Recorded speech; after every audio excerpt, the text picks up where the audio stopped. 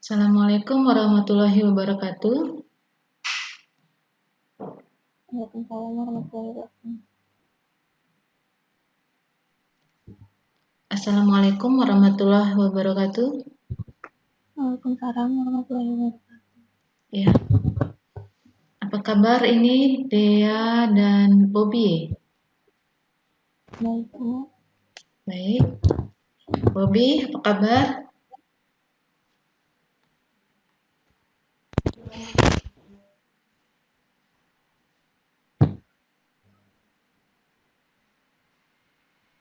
Oke, sehat-sehat semua ya. Insya Allah kita akan ujian di awal Februari.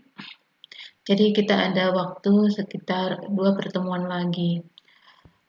Oleh karena itu, ada pertemuan yang memang tidak bertemu secara online begini. Kalian bisa menonton video pembelajaran di e-learning sehingga target pertemuan tersebut akan tercapai.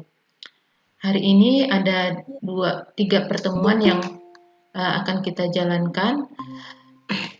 2 pertemuan lagi kalian bisa akses melalui e-learning. Salah satunya adalah tugas yang kalian sudah lakukan, yaitu merubah presentasi saya dalam format Excel berikut dengan perhitungannya. Nah, tugasnya di dalam e-learning itu dikumpulkan. Jadi kalau selama ini mengumpulkannya melalui email, silakan dikirim ulang dan diupload ke e-learning.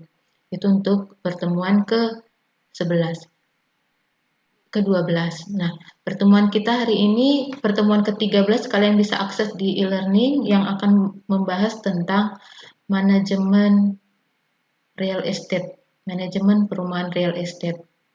Di sana akan menjelaskan bagaimana proses manajemen yang ada di dalam membangun perumahan maupun setelah perumahan tersebut dikelola.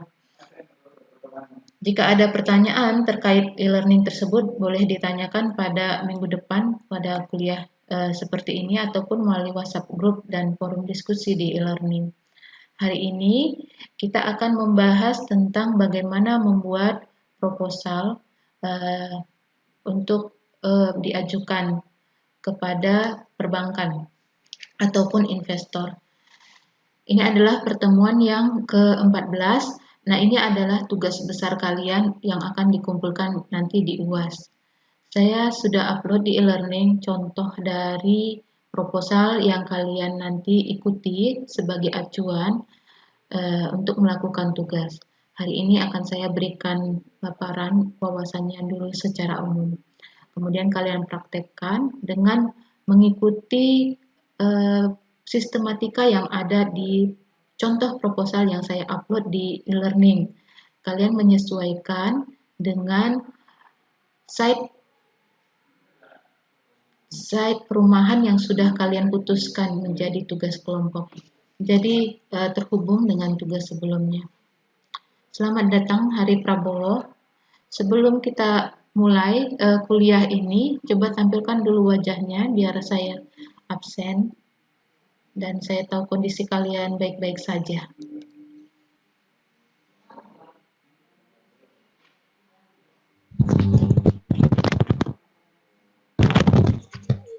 Oke. Bobby, sebentar Bobby. Dea, videonya diaktifkan sebentar ya.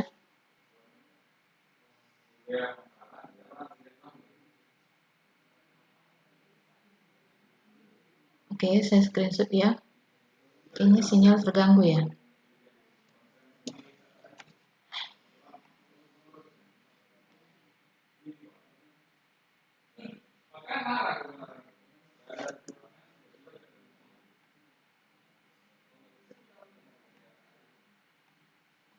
Oke, kita lanjutkan kuliah kita hari ini. Bismillahirrahmanirrahim. Kita akan membahas bagaimana menyusun sebuah proposal atau di dalam manajemen masuk pada tahap perencanaan.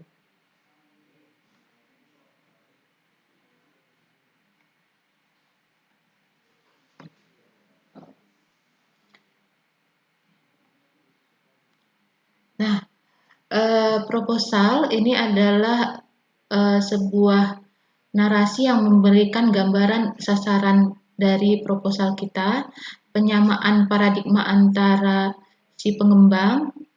Jadi diasumsikan dalam proposal ini, tugas proposal ini kalian adalah sebagai pengembang atau developer.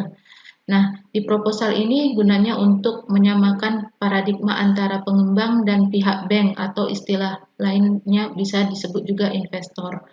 Kemudian di dalam penyusunan proposal ini harus menggambarkan aspek-aspek apa yang dominan menjadi masalah, kemudian petunjuk teknis kredit konstruksi perumahannya, kemudian permasalahan dalam penyusunan proyek proposal yang bisa jadi timbul antara pengembang dan bank. Ini yang perlu ditabulasi dipikirkan di dalam proses penyusunan proposal. Nah, ini secara umum format proposal proyek sebuah perumahan, sistematikanya. Nah, yang pertama sama ya dengan nanti kalian mau bikin skripsi. Yang pertama adalah latar belakang dan penjelasan proyek. Dijelaskan dulu ini proyeknya apa, misalnya perumahan di mana lokasinya, potensinya apa, kemudian di sekitarnya dukungan infrastrukturnya apa, berapa jauh dari sekolah, berapa jauh dari pasar, akses jalannya, dan transportasi. Kemudian deskripsikan kalian sebagai developernya adalah perusahaan apa, apakah PT atau CV, dan sudah berapa lama kalian melakukan pengembangan perumahan. Prinsipnya, deskripsi pengembang pelaksana proyek ini untuk meyakinkan bahwa kalian mampu menjalankan proyek ini. Kemudian di dalam proposal proyek ini juga ada isi kajian pasar dan upaya pemasaran. Bisa dilihat dari sumber pasar yang potensial. Misalnya sebuah perumahan Puri Jahara ya yang di Pajak Melati ya, Pasar Melati. Sumber pasar potensialnya itu dekat dengan Rumah Sakit Adam Malik. Nah, itu dijelaskan sehingga investor yakin rumah kalian akan laku dan banyak peminatnya. Ini yang kedua adalah daftar calon peminat. Ini bukan dalam bentuk nama-nama, namun prediksi profesi atau siapa yang akan membeli perumahan kalian. Pada kasus perumahan Puri Jahara, maka calon peminatnya terutama adalah pegawai yang bekerja di Rumah Sakit Adam Malik. Kemudian bagaimana pendekatan perolehan pasarnya? Kira-kira kelayakan pasar mampunya beli perumahan itu dengan harga kisaran berapa? Dan selanjutnya upaya promosi proyeknya apa saja yang kalian lakukan? Apakah dengan melakukan iklan di radio, TV, atau di jalan, atau dengan brosur? Biasanya sih di dalam proses marketing nanti kita ada kuliah khusus tentang itu. Perumahan daya belinya itu umumnya didapatkan informasi membeli rumah itu justru sedikit dari iklan, tetapi lebih banyak pada promosi mulut ke mulut, rekomendasi konsumen yang pernah membeli di rumah tersebut. Ini menunjukkan bahwa membeli rumah adalah masalah kepercayaan. Kemudian di dalam proposal juga diuraikan produk yang dipasarkan, berapa unitnya, berapa luas tipenya, besar kecilnya, spesifikasinya menggunakan material apa saja, pakai bahan atap genteng kah, atau seng kah, keramiknya lantainya pakai keramik atau granit, kemudian harganya berapa dan produknya. Nah, ini biasanya tercantum di dalam brosur. Kemudian di dalam proposal proyek di sini juga mencantumkan rencana anggaran biayanya, berapa penggunaan tanah dan berapa biaya pengembangan tanahnya. Di sini ada perhitungan yang meyakinkan kepada pihak bank bahwa pinjaman ini dapat dikembalikan dan tepat waktu. Nah, di dalam perhitungan biaya pokok lahan terdiri dari biaya akuisisi lahan, pengalihan lahan tersebut menjadi milik si developer. Nah, di sini banyak pajak, terus biaya komisi untuk marketingnya dan biaya-biaya lain. Kemudian biaya pengolahan lahannya sendiri, kalau misalnya lahannya masih bentuk rawa atau masih tidak rata, maka perlu ada pengolahan khusus. Nah, kemudian biaya legalitas lahan meliputi perizinan-perizinan, misalnya sertifikat atau izin mendirikan bangunan. Dan kemudian kita juga perlu hitung biaya sarana fasilitas umum. Pada tugas kalian kemarin, uraian biaya-biaya ini sudah ada. Tinggal sebenarnya inilah poin-poin dari uraian yang kalian sudah kerjakan di tugas merubah ke Excel yang lalu. Nah, kemudian ada biaya yang kelima, biaya sarana kerja seperti perangkat komputer, DirectX dan lain-lain. Ini manajemen di pihak developernya. Ini perlu diperhitungkan, namun untuk tugas kalian akan lebih bagus kalau kalian mampu perhitungkan, namun bila tidak ada masalah. Tapi pada prakteknya ini juga cukup mengeluarkan biaya karena inilah mesin kerja dari developer tersebut. Kemudian yang terakhir adalah biaya praproyek. Nah, biaya konsultasi perencana, biaya survei, dan biaya lobby. Misalnya proses pembelian tanah ya, kita perlu melobi si pemilik tanahnya. Ini adalah contoh bagaimana perhitungan tadi. Lahan komersial artinya adalah lahan yang akan dijual di dalam proposal tersebut. Misalnya lahan mentah yang kalian beli adalah 10.000 meter persegi. Nah, setelah dibuat master plan atau site plan-nya, lahan komersial yang efektif itu hanya 66.000 meter persegi. Efektif itu artinya unit-unit rumahnya. Karena sisanya 4.000 meter persegi itu digunakan untuk utilitas dan fasilitas seperti jalan, taman, fasilitas umum. Nah, itu tetap harus dialokasikan. Terutama yang penting adalah hijauan. Nah, jika biaya pokok lahan sebesar 1,2 miliar, maka biaya pokok lahan dihitung per meter perseginya berapa, maka didapat perkiraan sekitar 200.000 meter persegi. Nah, dengan mengambil untung di atas lahan 1,5 sampai 2 kali, maka lahan akan dijual 300 sampai 400.000 per meter persegi. Ya, jadi harus diperhitungkan berapa keuntungan yang akan diambil. Nah, jumlah keuntungan ini juga nanti mempertimbangkan aspek pesaing pasar di sekitarnya. Kemudian di dalam menghitung juga kalian perlu pertimbangkan biaya bangunannya berapa. Nah, ini bisa dilihat dari biaya RAB-nya.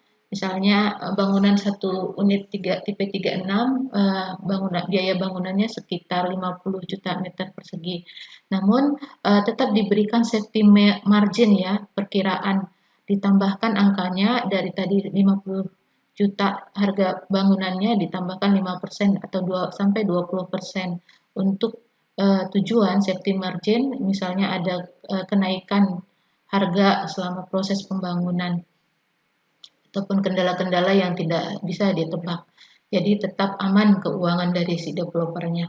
Nah, setelah ditentukan margin keuntungan bangunan, misalnya 30%, maka RAB per meter persegi adalah 1 juta ditambahkan safety margin 1,1 juta. Maka harga bangunan seluas 36 meter persegi adalah 36 meter persegi dikali tadi 1,1 yang safety margin dan 1,3 juta yang untuk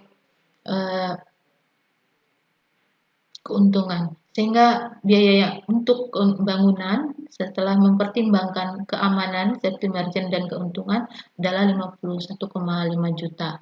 Baru dijumlahkan dengan luas tanahnya. Misalnya luas tanahnya di coupling 72 meter persegi, maka luas lahan yang tadi harganya misalnya 29 juta ditambahkan dengan harga bangunan sehingga totalnya sekitar 80,5 juta. 80,5 juta inilah yang menjadi harga kepada konsumennya, harga terendah. Bisa dinaikkan jika memang pasar memungkinkan. Kemudian cara perhitungan biaya operasional di dalam perencanaan proposal ini juga diperhitungkan. Nampak perhitungannya berapa biaya pemasaran, biaya umum, administrasi, dan biaya pajak.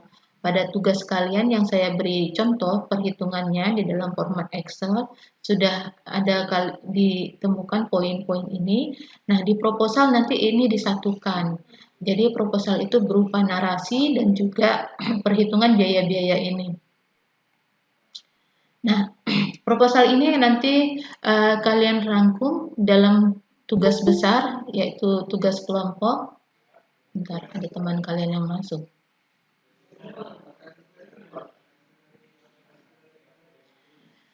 Tugas kelompok itu dilanjutkan menjadi tugas besar, yaitu membuat proposal pembangunan perumahan. Hitungan yang tadinya sudah kalian kumpulkan dan dikumpulkan di pertemuan ke-12 di e-learning, dirapikan dalam bentuk proposal. Jadi perhitungannya berada di bagian belakang.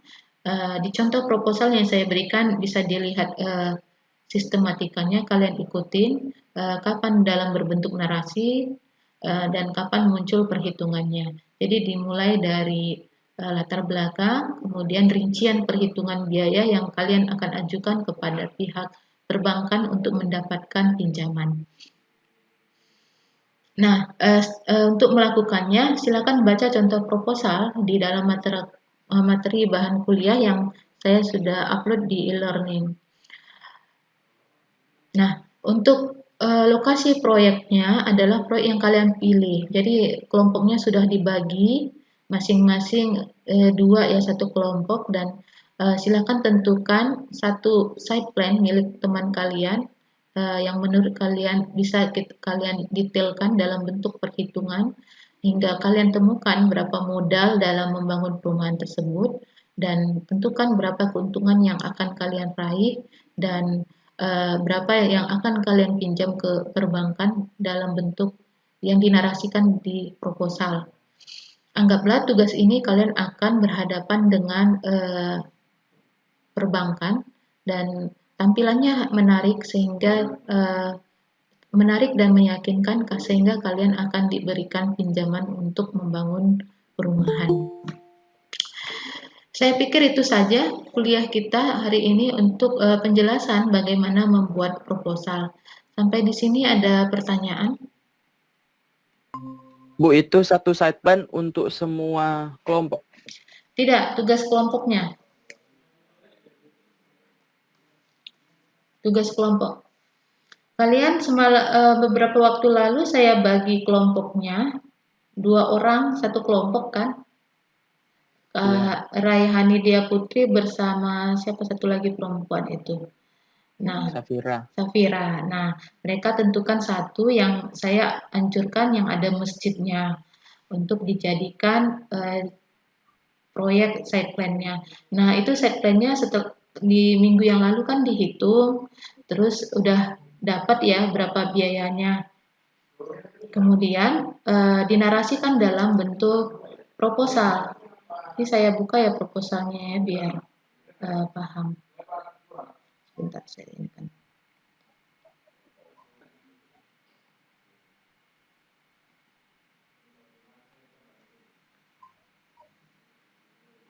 Jadi kalau bukan satu site plan ya, Bobby Jaka Prabowo ya. Hari Prabowo, maaf. Jadi bukan satu site plan, tapi site plan kelompok kalian.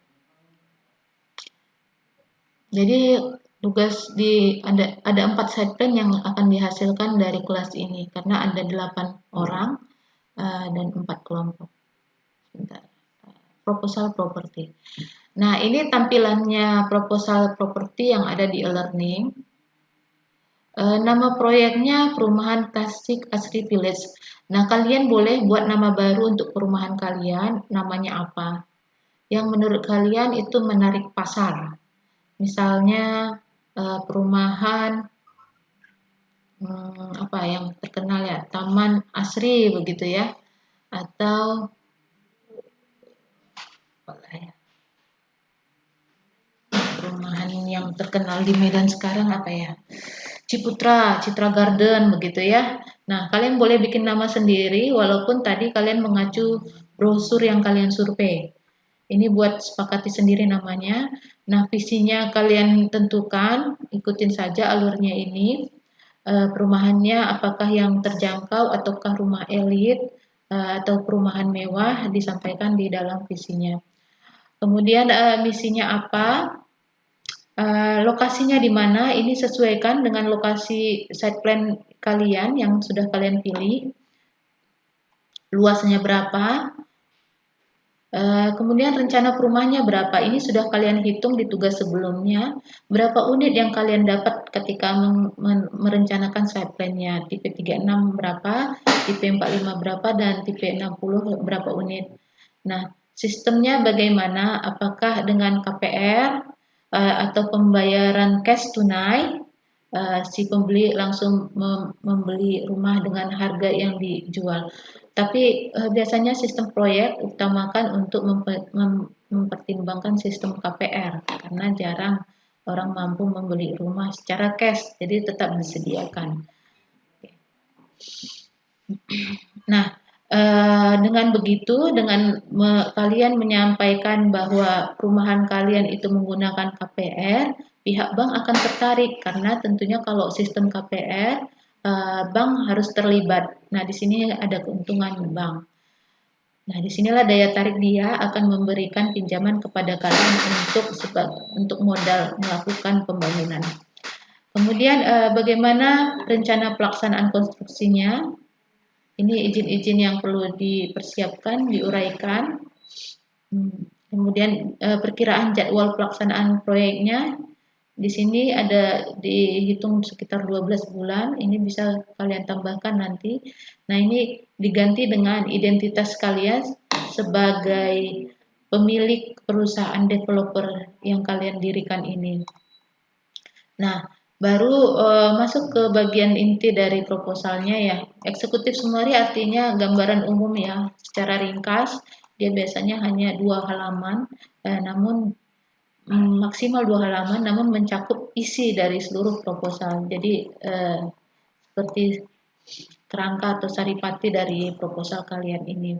Nah, ini latar belakang diisi dari proposal. Pertama, isinya tentang pendahuluan yang berupa latar belakang.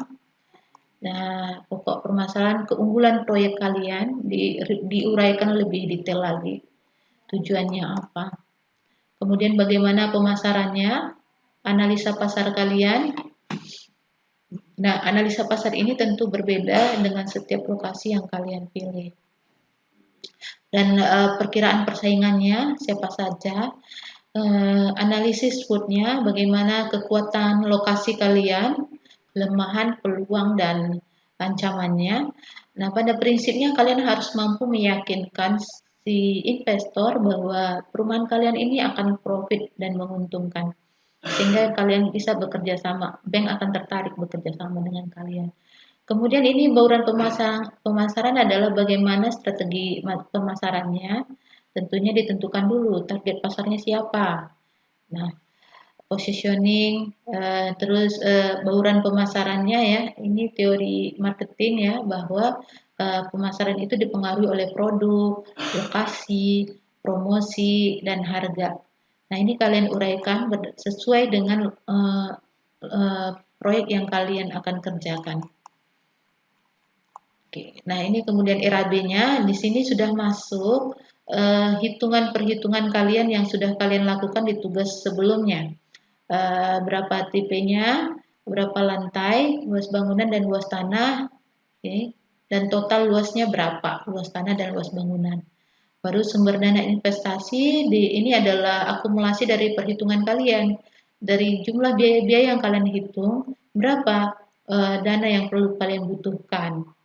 Dan dari mana kalian akan dapatkan? Apakah sepenuhnya KPR?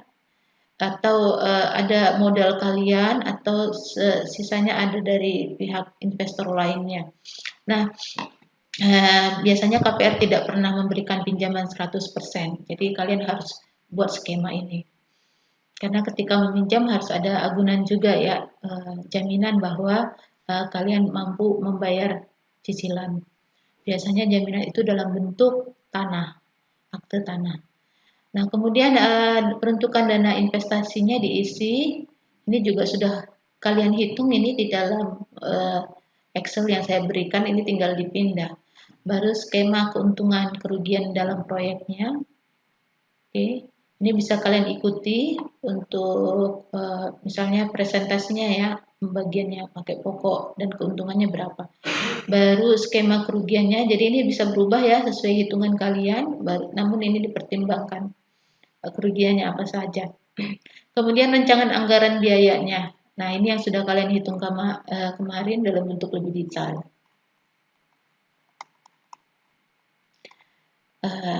Baru sistem jangka waktu manajemen proyeknya, berapa lama perkiraannya, diuraikan lagi. Bagaimana manajemen proyeknya, ini boleh kalian gunakan atau ditambahi atau dikurangi kalau menurut kalian ini terlalu kompleks ya. Kemudian ditutup. Nah, di sini silakan ditandai dengan nama maupun tanggal kalian, tanggal pembuatan proposalnya. Nah, ini tampilannya memang sederhana, kalian boleh membuatnya lebih menarik. Ini hanya format dasar dari sebuah proposal. Namun idealnya sebuah proposal memang harus menarik perhatian ya, sehingga meyakinkan si investor bahwa dari segi desain pun ini sudah menguasai begitu. Sudah dipahami mengenai pembuatan proposal ini? Bisa dimengerti Hari, Dea, Bobby, Jaka, Tony? Sabu. Oke. Cukup jelas?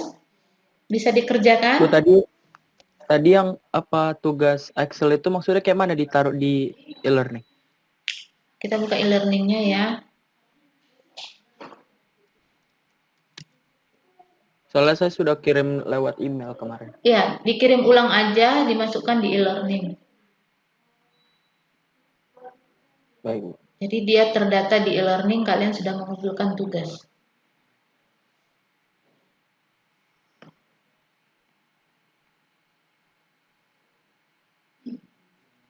Bentar, saya buka e-learningnya ya.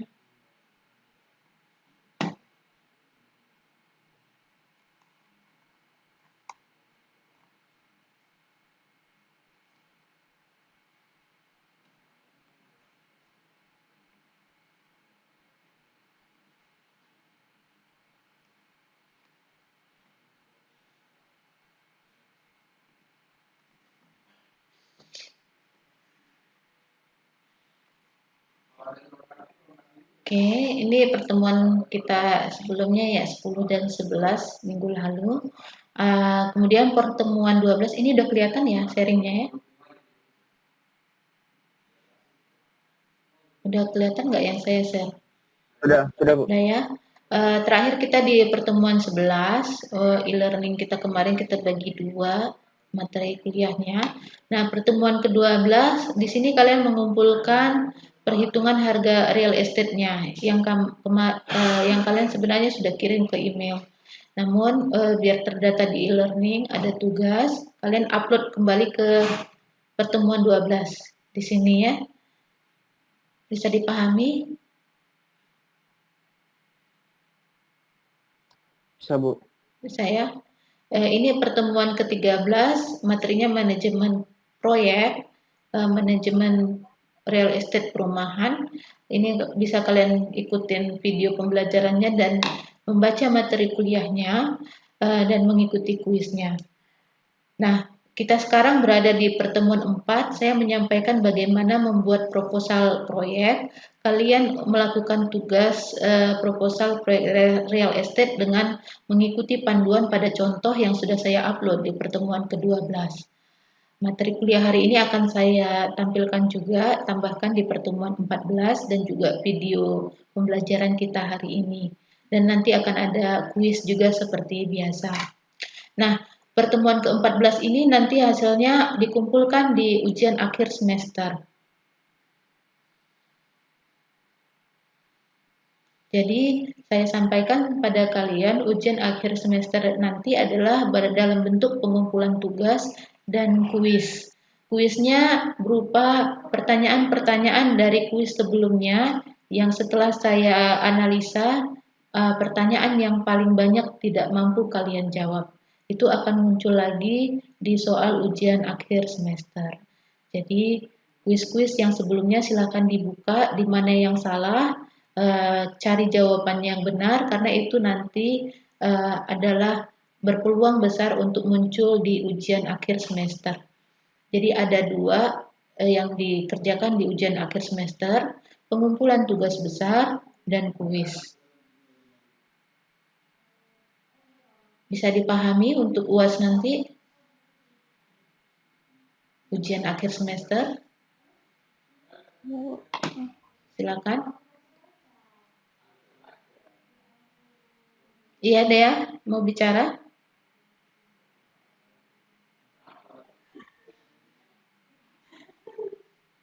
Jadi nanti UAS itu ngumpul tugas proposal itu kan Bu sama kuis? Benar, iya. Ngumpul tugas proposal, tugas kelompok itu ya. Kemudian kalian mengerjakan kuis. Kuisnya berupa kuis-kuis sebelumnya yang dimunculkan kembali. Tidak, nanti jumlahnya nanti saya tentukan, namun tidak jauh dari kuis-kuis sebelumnya yang tidak mampu kalian jawab. Yang paling banyak salah itu akan muncul kembali. Saya berharap dengan menyampaikan apa gambaran ujian akhir semester, nilai kalian di ujian akhir semester ini bisa maksimal karena sudah tahu gambaran ujiannya nanti bagaimana. Bisa? Jadi tolong disampaikan ini ke kawan-kawan yang tidak hadir di hari ini. Ini kan baru 5 ya, berarti ada 3 lagi. Terutama teman-teman kelompoknya. Bisa ya? Ya Bu. Cukup jelas? Kalau sudah cukup jelas, kita padakan pertemuan kita sampai di sini. Tapi saya minta untuk absensi terakhir, kalian tampilkan lagi video kalian.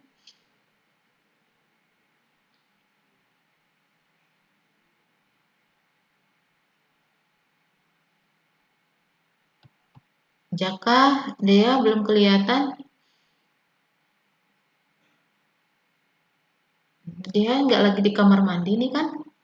Oke, sudah kelihatan semua. Saya screenshot ya.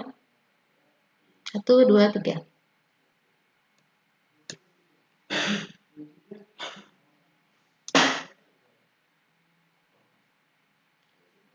Oke. Sebelum saya tutup, ada yang mau disampaikan? Tinggal 1 minggu lagi ya kita kuliah. Tetap semangat ya dan jaga kesehatan. Kalau tidak ada pertanyaan, nggak ada ya? Oke, nanti pun kalau apa kalian bisa jawab di WA. Saya tutup sampai di sini. Billahi taufiq wal hidayah. Assalamualaikum warahmatullahi wabarakatuh. Waalaikumsalam warahmatullahi wabarakatuh. Ya. Silakan live ya.